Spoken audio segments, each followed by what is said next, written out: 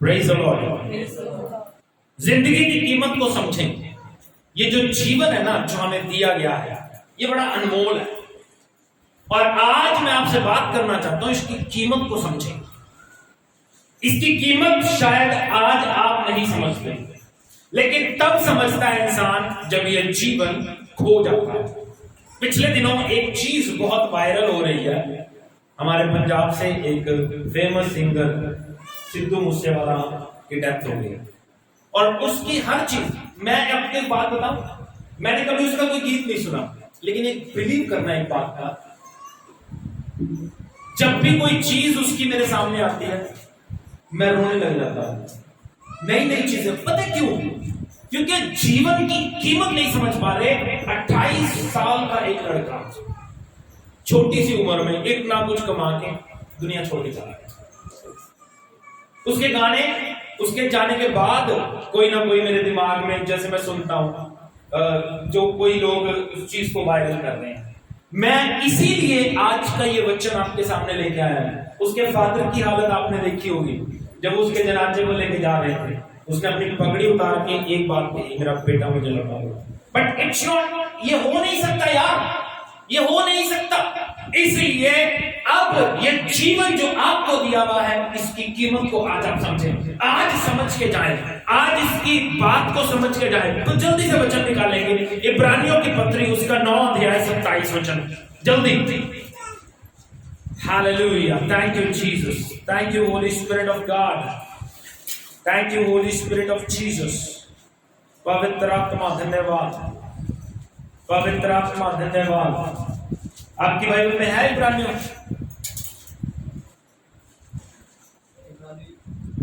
9:27। जीवन आपका बहुत कीमती है और इसकी वैल्यू को समझें। हाँ जी।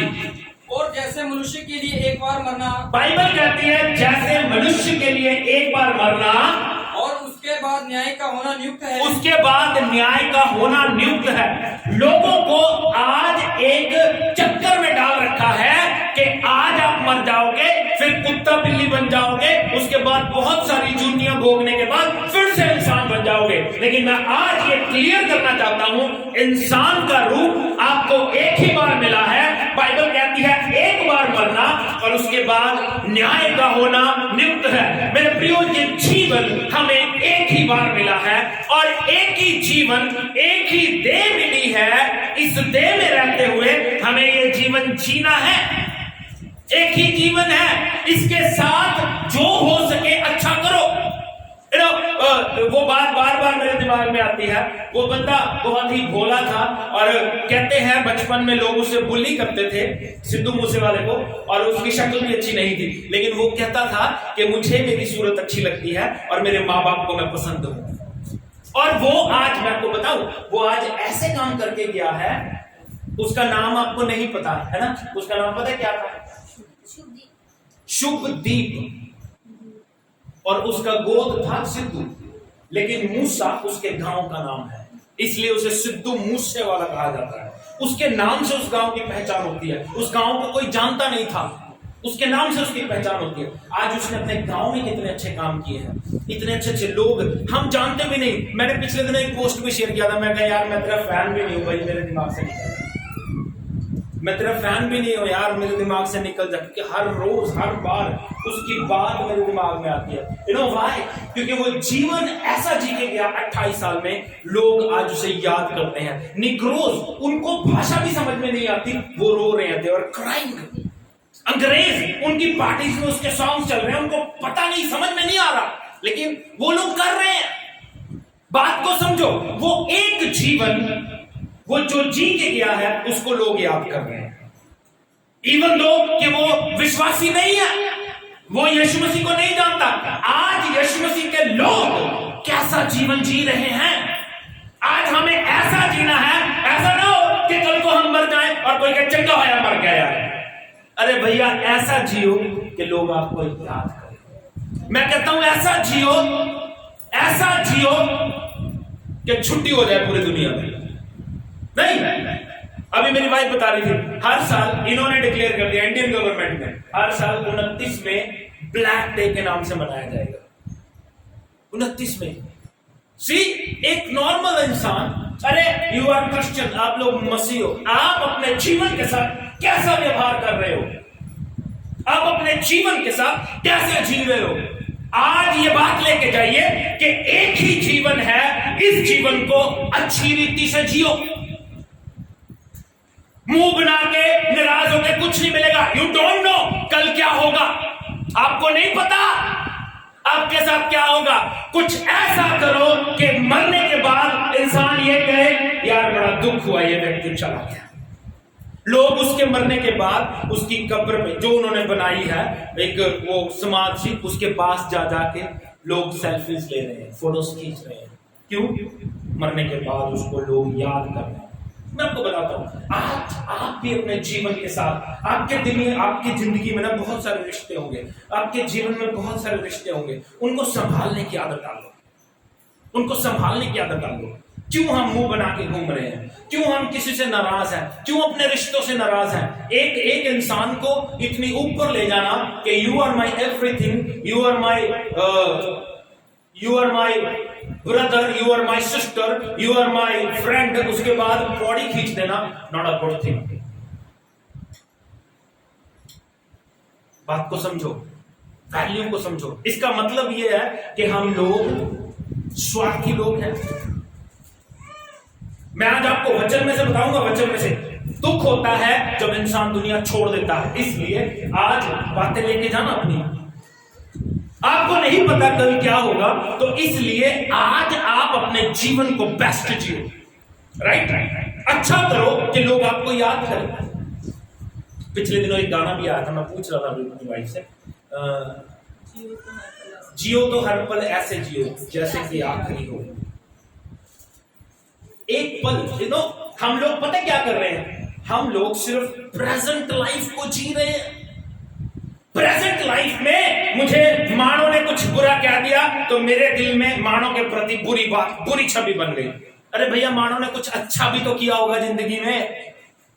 हम लोग मूर्ख इंसान हैं, हम अपने जीवन में इंसान की गलतियों को देखते हैं लेकिन कभी उसकी अच्छाइयों को नहीं देखते। अगर आप मुझसे आज नाराज हैं तो आपको मेरी एक बात बुरी लगी है, लेकिन 15 मैंने आपके लिए अच्छी भी तो की होंगी यार, उनको याद नहीं रख सकते।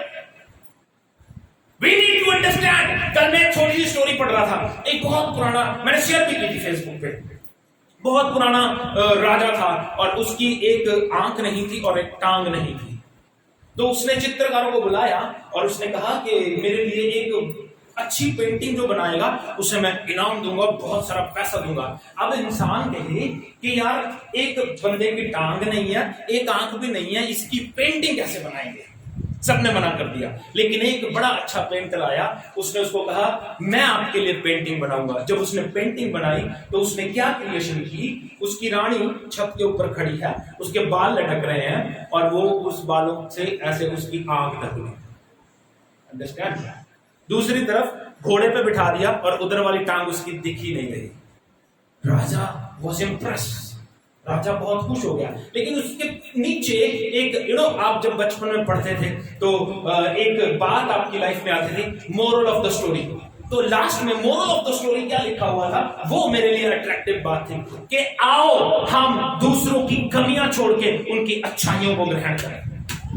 आओ हम उनके जीवन की कमियां ना देखें, उनके जीवन की कमियां ना देखें। अरे भैया, जीवन में कुछ ऐसा तो किया होगा ना किसी ने जो अच्छा हो, भले ही आपके लिए किसी ने बुरा किया है, यू नीड टू प्रे, उनके लिए प्रेयर करो, क्योंकि जीवन बहुत कीमती है। अगर कोई मर रहा है उसके लिए प्रार्थना करो, प्रभु इसे बचा, क्योंकि जीवन अगर गया, दया अगर गई, उसके बाद नाश है, कुछ नहीं मिलेगा। डोंट बी इस तरह से ना सोचो कि यार इसने मेरे लिए बुरा किया है, इसे मर जाना चाहिए। नो, जीवन की कीमत, मैं आपको बता रहा हूं ना, सिद्धू मूसेवाला मेरा क्या लगता है, लेकिन स्टिल आई फील बैड कि यार अगर मेरे बस में हो, मैं अपनी बात करता हूं, अगर मेरे बस में हो तो मैं उसे जिंदा करके उसके बाप को सौंप सकता। इसीलिए आज अपने दोस्तों की, अपने रिश्तेदारों की, अपने माँ बाप की, अपने ताई चाचे की जीवन की कीमत को समझो। भले ही उन्होंने आपके लिए कुछ बुरा किया है, भले किया है, लेकिन फिर भी आप उनके जीवन के लिए अच्छा करो, आप उनके जीवन के लिए प्रार्थना करो, गॉड सेव देम। और अपने लिए, ये आप अपने लिए अच्छा बीज बीज रहे हो। जीवन को समझो, जीवन एक ही बार मिला है। Thank you Jesus. जो आपके पास है उसके लिए धन्यवाद देना है, और जो है उसे प्रभु के लिए इस्तेमाल करें, क्योंकि जीवन एक ही है, ये जीवन एक ही बार मिला। जल्दी से एक चैप्टर की ओर चलते हैं जो मुझे बहुत आकर्षित कर रहा था, लूका उसका 16 अध्याय 19 वचन से लेकर 31 वचन तक जल्दी से पढ़ेंगे, और मैं ही पढ़ता हूं। बाइबल बताती है एक धनवान मनुष्य था जो बैंगनी कपड़े और मलमल पहनता और प्रतिदिन सुख विलास और धूमधाम से रहता था। लाजर नाम एक कंगाल घाव से भरा हुआ उसकी डेवड़ी पर छोड़ दिया जाता था, और वह चाहता था कि धनवान की मेज पर की जूठन से अपना पेट भरे, यहाँ तक कि कुत्ते भी आकर उसके घाव को चाटते थे। ऐसा हुआ कि वह कंगाल मर गया और स्वर्गदूतों ने उसे लेकर अब्राहम की गोद में पहुंचाया। वह धनवान भी मरा और गाड़ा गया, और अधोलोक में उसने पीड़ा में पड़े हुए अपनी आंखें उठाई और दूर से अब्राहम की गोद में लाजर को देखा। जब उसने पुकार कर कहा, हे पिता अब्राहम, मुझ पर दया करके लाजर को भेज दे ताकि वे अपनी उंगली का सिरा पानी में भिगोकर मेरी जीभ को ठंडी करे, क्योंकि मैं इस ज्वाला में तड़प रहा हूं। परंतु अब्राहम ने कहा, हे पुत्र, स्मरण कर कि तू अपने जीवन में अच्छी वस्तुएं ले चुका है, और वैसे ही लाजर बुरी वस्तुएं, परंतु अब वह यहाँ शांति पा रहा है और तू तड़प रहा है। इन सब बातों को छोड़ हमारे और तुम्हारे बीच एक बड़ी भारी गड्ढा ठहराया गया है कि जो यहाँ से उस पार तुम्हारे पास जाना चाहे वे ना जा सके, और कोई यहाँ से वहां ना आ सके। और इसको बाकी आप घर में जाके पढ़ लीजिएगा 31 वचन तक, बाकी मैं आपसे बात करता हूँ। यहाँ पे हम देखते हैं एक धनी मनुष्य का, धनी मनुष्य इतना धनी, बाइबल बताती है सुख विलास से रहता है, सुख विलास से रहता है, बड़ा आनंद है उसके जीवन में, और उसको खाने के लिए कोई कमी नहीं है। और एक गरीब आदमी जिसके जख्म हुए में है, उसकी डेवड़ी पर छोड़ दिया जाता है, उसके दरवाजे पर छोड़ दिया जाता है, ताकि उसकी जूठन से, जूठा जो उसका बचेगा उससे उसका पेट भर सके। लेकिन बाइबल बताती है वो अमीर आदमी मर गया और उसे गाड़ा गया, और जब उसकी आंखें खुलती हैं तो नरक में। लेकिन अमीर गरीब आदमी मारा गया, उसे फरिश्ते लेके गए, उसके लिए नहीं लिखा गया गाड़ा गया, उन्हें फरिश्ते लेके गए और इब्राहिम की गोद में उसे छोड़ दिया।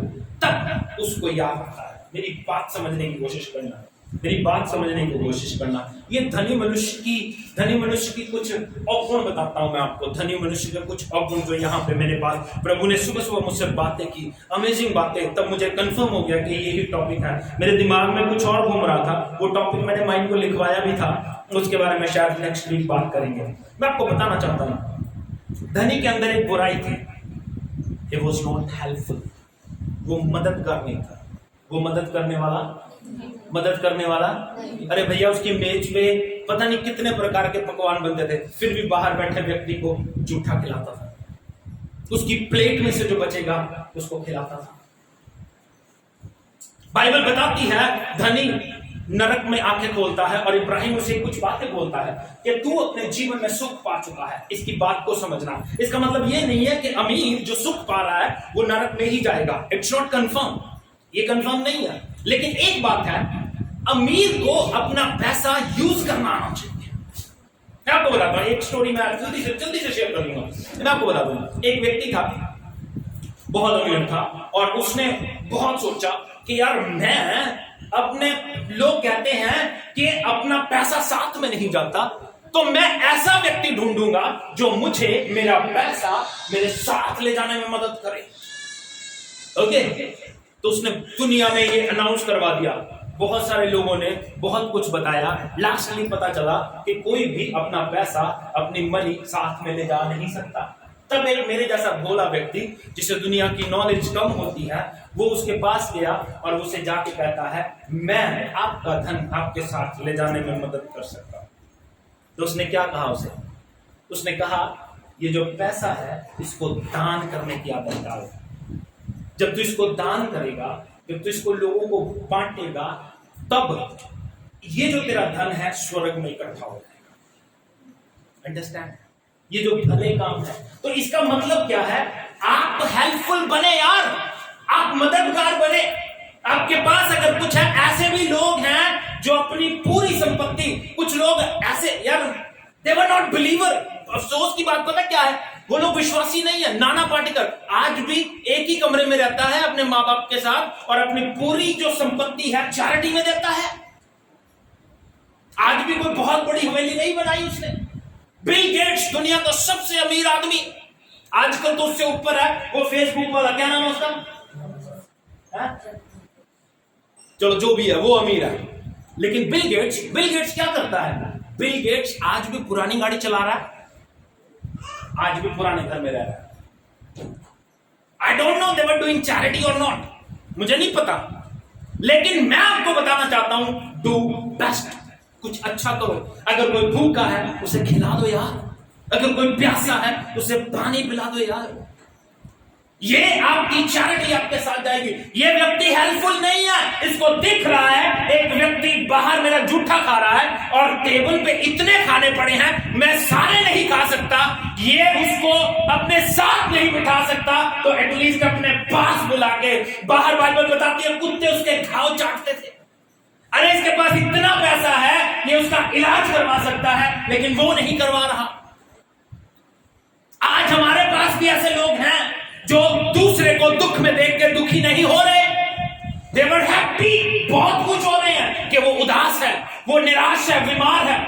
अरे उनके दुख को समझो, ना हो कि ये दुख आपके ऊपर आ जाए।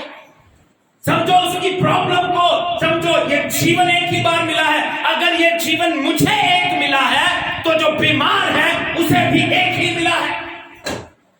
आप अपने आप को उस जगह पे रख के सोचो, तब बाइबल बताती है, यीशु मसीह, बाइबल में कई बार लिखा है, यीशु मसीह बीमार को देख के, कोढ़ी को देख के दया से भर गए। वो दया भाव हमारे अंदर आना चाहिए। ये खत्म हो चुका है दुनिया में से, लेकिन अगर फिर भी मेरे जैसे व्यक्ति में, आपके जैसे लोगों में ये दया भाव मिलेगा तो ये नई बात होगी। बी हेल्पफुल बनेगा। बड़ी अमेजिंग बातें बताऊंगा, ध्यान से सुनिएगा। तो ये बातें जो मैं कर रहा हूं, बड़ा अमेजिंगली प्रभु ने बात किया। दूसरी बात उसमें कमी थी, उसको रिश्तों की वैल्यू नहीं थी।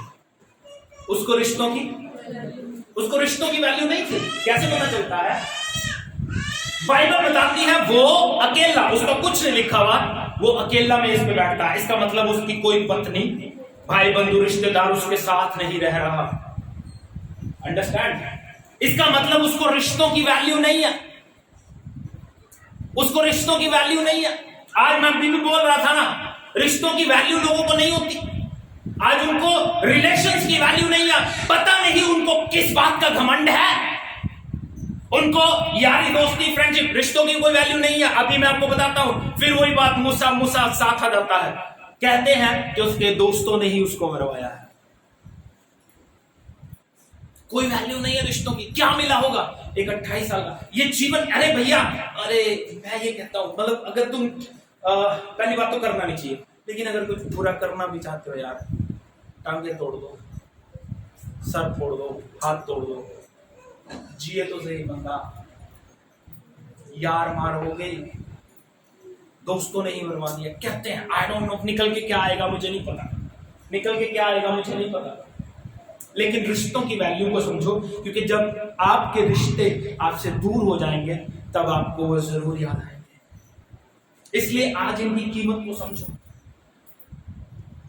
हम समझ नहीं रहे, और आई डोंट नो हमें किस बात का घमंड है। देखो भैया, मैं आपको बताऊं, आप अपने घर में रोटी खा रहे हो, मैं अपने घर में रोटी खा रहा हूं, आपको किस बात का घमंड है? क्या आप मुझे कुछ दे रहे हो या आप किसी दूसरे को दे रहे हो? रिश्तों की वैल्यू समझो। पैसा काम नहीं आएगा, ये रिश्ते काम आएंगे। एक व्यक्ति जो हमारा रिश्ता रखता है, अगर वो ये कह देगा ना खुदा से, खुदा मेरे भाई को बख्श दे, तो वो वैल्यू रखता है परमेश्वर की नजर में। मैं ये सोचूं कि यार ये मेरी वाइफ है और इसके साथ मेरा रिश्ता है, इनके माँ बाप के साथ मेरा कोई रिश्ता नहीं है, नो, इनके भाइयों के साथ मेरा कोई रिश्ता नहीं है। इन रिश्तों की वैल्यू को समझना आपका हक है। अब ये जो रिश्ता परमेश्वर ने दिया है, अरे भैया मैं अपने रिश्ते को निभा रहा हूं कि यू आर माई बिलीवर्स, आप मेरे विश्वासी हो। आप इन रिश्तों की कितनी वैल्यू रखते हो कि ये मेरा पास्टर है? आप इन रिश्तों की कितनी इज्जत करते हो कि ये मेरा आत्मिक पिता है? लोगों की नजर में वैल्यू नहीं है, लोगों की नजर में रिस्पेक्ट नहीं है। परमेश्वर के दास के वचनों की रिस्पेक्ट नहीं होती। बाइबल क्या बताती है? इसको रिश्तों की वैल्यू, अकेला बैठा खा रहा है, अकेला बैठा खा रहा है। रिश्तों की कीमत को समझो। तीसरी और आखिरी बात, he was rich person, ये एक धनी मनुष्य था। बाइबल बताती है ये एक, शायद इसी बात का घमंड, ये एक धनी मनुष्य था। आज भी दुनिया में धनी है, धनी को घमंड है, लेकिन हम देखें हमें किस बात का घमंड है? हम तो धनी भी नहीं है। हम किस बात से नाराज हैं? हम किस बात से मुंह बना के बैठे हैं? वी आर नथिंग, इक्वल है। शायद जिससे हमने मुंह बना रखा है वो हमसे ज्यादा अच्छा हो, शायद हम जिससे नाराज हैं वो हमसे अच्छा हो, लेकिन नाराज क्यों है पता नहीं। हमारी अपनी ही एक क्रिएशन है, इस बात से नाराज है, लेकिन जो अच्छा किया उस पर पानी फेर दिया। बात को समझो। ये वो स्विच मैं आपको बताता हूं, ये बातें मैंने क्यों बताई। ये तीनों बातें ध्यान से समझना। मैं कह रहा हूं बड़ी फेथ की बात बता रहा हूं, प्रभु ने किया, मैंने नहीं की। मैं कौन हूं यार, मुझे नहीं पता। मैं आपको एक बड़ा एग्जांपल बताता हूं।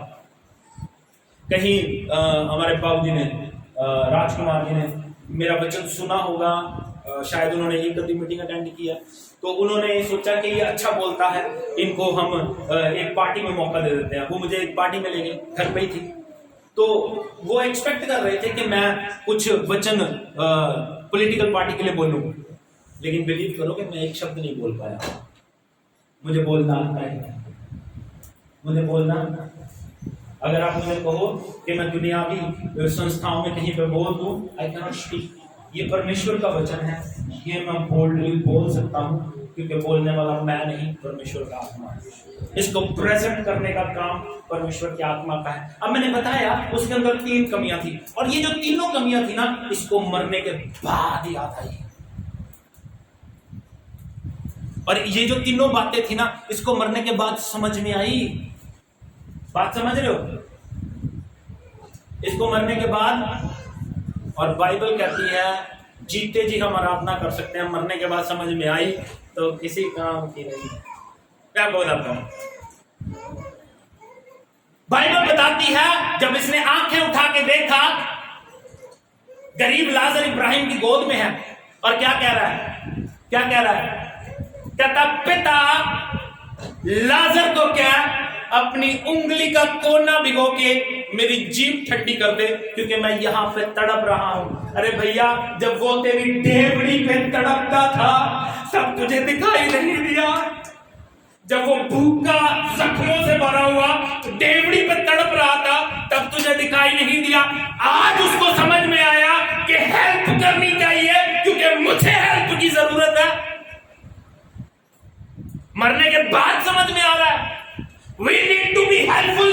अगर आपको हेल्प चाहिए तो आप हेल्प करनी सीखो। वो तड़प रहा था अपने जख्मों में, तूने ध्यान नहीं दिया।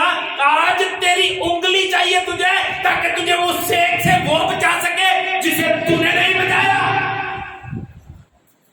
तुझे वो बचाए, तुझे वो पानी का बूंद पिलाए जिसे तूने खाने का टुकड़ा नहीं दिया। मरने के बाद समझ में आया हेल्प करनी चाहिए। ओ भैया, जीते जी कुछ अच्छा करो, जीते जी कुछ अच्छा करो, ताकि मरने के बाद आपको वो चीज मिल सके जो चीज आपने की है। ये बीज है जो बीज रहे हो, ये बीज है जीवन में बीज रहे हो, बाद में काम आएगा। कहता प्रभु लाजर को भेज दे, मेरी हेल्प कर दे, ये मेरी जीभ एक बूंद से ठंडी कर दे। हेल्पफुल नहीं था, लेकिन अब हेल्प की जरूरत पड़ गई। दूसरी बात, रिश्तों की वैल्यू नहीं थी, अब रिश्तों की वैल्यू भी आ गई। रिश्तों की क्या कहता है? कहता पिता अगर ये नहीं हो सकता कि ये मेरे पास आए, मुझे नीचे भेज दे थोड़ी देर के लिए, मेरे भाई भी हैं उनको भी मैं बता सकूं ताकि वो यहां पे आके ना तड़पे। आज रिश्तों की वैल्यू समझ में आ गई। उसको पता चल गया भाई भी है, मेरे पिता का घर भी है। पिता को भी नहीं जानता था जिसने पैदा किया यार, आज समझ में आ गया। मेरे प्रियो, ये रिश्ते शायद मरने के बाद हमें समझ आ जाए, शायद हम मरे या वो जिसके साथ हमारा रिश्ता है मरने के बाद हम याद करें, किसी काम का नहीं है। जीते जी हमने उनको सलाम नहीं किया, जीते जी हमने उनको पानी नहीं दिया, मरने के बाद समझ में आया। तो क्या समझ में आया? कहता प्रभु लाजर को भेज दे, मैं नहीं जा सकता, लाजर को भेज दे, ये मेरे पिता के घर में मेरे भाइयों को, मेरे परिवार को बता सके ताकि वो भी यहां पे ना आए। ऐसा ही लिखा है, ऐसा ही लिखा है। क्योंकि मेरे 5 भाई हैं, वे उनके सामने इन बातों की गवाही दे सके, ऐसा ना हो कि वे भी पीड़ा की जगह में आए, दर्द की जगह में ना आ जाए कहीं वो भी। वैल्यू समझ में आ गई से रिश्तों की। तीसरी और आखिरी बात समझ में आ गया, धन काम नहीं आता, पैसा साथ में नहीं आया। दुनिया में उसने बड़े काम करवाए होंगे पैसे देके, लेकिन इब्राहिम को पैसे की जरूरत नहीं है। दुनिया में बड़े काम उसने पैसे से करवाए होंगे, लेकिन लाजर को पैसे की जरूरत नहीं है, पैसा काम नहीं आता। ये तीनों बातें हमें समझ आ जानी चाहिए। आज हम भी देखो, मैं आपको बताता हूं, हम भी ऐसे ही हैं। वी आर नॉट हेल्पफुल, हम लोग हेल्पफुल नहीं है। इवन तो अपने लोगों के लिए हेल्पफुल नहीं है, हम अपने रिश्तेदारों के लिए, अपने माँ बाप के लिए, अपने बच्चों के लिए, अपने भाई भाभीियों के लिए, अपने सास ससुर के लिए हेल्पफुल नहीं है। ये हमारी अभागापन है, ये हमारा दुर्भाग्य है कि हम हेल्पफुल नहीं है। हमारी नजर में वैल्यू नहीं है अपने रिश्तों की। शायद उन्हें ये लगता है, मैं पिछले दिन एक स्टोरी से सुन रहा था, बड़ी अच्छी सी थी। तो एक लड़का अपनी बहू से पूछता है, अपनी घरवाली से पूछता है कि मम्मी कहाँ है? कहती पई है जी, थक गई, ड्रामे कर रही है, अभी मेरे बुखार हो गया, तो मेरे तो उठा नहीं जा रहा। एने चूदी बहू की माँ का फोन आ जाता है, तो फोन करके उन्होंने दस दिया, बेटा मैं बीमार हाँ, मेरे तो उठा नहीं जा रहा। तो घर वाला नाल ही कहता नहीं ड्रामे कर रही होगी। कहते लड़की गल कह रही है, कहना तू भी तो यही कह रही सी। लोगों को ये समझ नहीं आते, रिश्ते समझ में नहीं आ रहे। इनकी वैल्यू आप समझो भैया। अगर आप किसी को भाई कह रहे हो, अगर आप किसी को बहन कह रहे हो, इनकी वैल्यू समझो। बनाने आसान है, निभाने मुश्किल है। प्रभु के साथ रिश्ता रखते हो, निभाओ। पैसे के बारे में मत सोचो ज्यादा, ये धन किसी काम नहीं है ना। प्रभु ने कहा नाशवान धन से मित्र बना लो, जितना हो सके हेल्प करो, जितना हो सके चैरिटी करो, प्रभु के राज्य के लिए दो, प्रभु के घर में दो। जितना दोगे उतना प्रभु आपको कई गुना करके वापस करेगा। जितना आप छुपा छुपा के रखोगे, जितना दांतों से दबा दबा के रखोगे, उतना आपसे पैसा दूर भागता रहेगा। नजायज निकलेगा, बीमार हो जाओगे, तकलीफ में पड़ोगे, प्रॉब्लम में पड़ोगे, ये कहीं ना कहीं निकल जाएगा। सुप्रिय लोगों, ये जीवन एक ही है, सही जिए, अच्छा करें। अपने पास एक ही जीवन है, हमारे पास एक ही जीवन है, इसको आप कैसे जीना चाहेंगे? क्या माफिया मांगते हुए? मेरे पास लिखा है apologising, regretting, questioning, running after people who don't see you. Regretting के लिए क्या होगा? निराश हो जाना, या किसी चीज को फील करना, गिल्टी फील करना, या सवाल करते करते, या उन लोगों के पीछे भागते हुए जो आपको देखना भी नहीं चाहते। इस तरह से जीना पसंद करेंगे आप? जीवन आपका है, इसको अच्छी रीति से बिताएं। ये जीवन ये सोचकर जियो कि एक ही है, कुछ अच्छा करूं कि लोग याद करें। ये एवरीडेज लाइफ आपका जीवन है, इसको ऐसे जियो कि ये एक ही है और इसको आप अच्छा जी के दिखाओ। प्रभु से डरो, आपके पास एक ही जीवन है और आपको अपने आप पर ऐसा जियो कि कल को आपको अपने आप पर घमंड हो। ऐसा ना हो कि लोग आपसे निराश हो, ऐसा ना हो आपको भी लगे कि यार मैंने कुछ अच्छा नहीं किया, गिल्टी फील होती रहे। अच्छा जीवन, इसलिए ये जीवन, अपने जीवन की वैल्यू को समझो। ये जीवन एक ही बार मिला है, ये देह एक ही बार मिली है। मसीह के साथ चलते हुए एंजॉय करो इसका, मसीह के साथ चलते हुए जियो इस जीवन। जीवन आपका है, एक ही है, दोबारा नहीं मिलेगा। परमेश्वर आपको आशीष दे। God bless you, all the best for your life, because you have only one life. All the best for your life, because you have only one life.